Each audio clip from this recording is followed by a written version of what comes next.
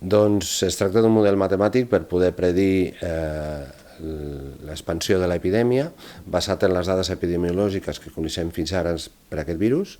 i el que fa el model és veure com les traces de mobilitat del nostre país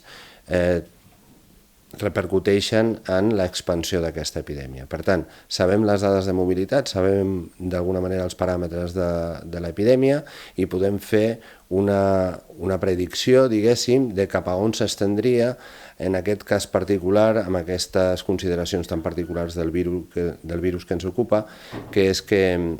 hi ha un període d'asimptomatologia molt elevat,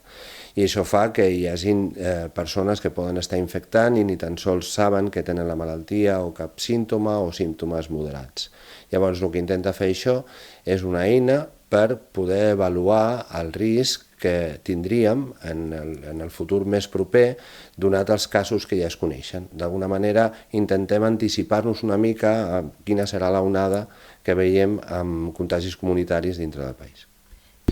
Jo penso que són molt necessàries per a fer polítiques de contenció que tinguin una base científica ben reportada.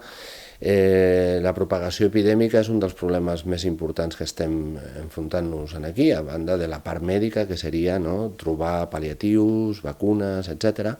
Però l'altre és saber davant de quin escenari ens estem posant, i això avui en dia és possible i per tant es poden fer polítiques tenint en compte que podem saber una miqueta més de com anirà això.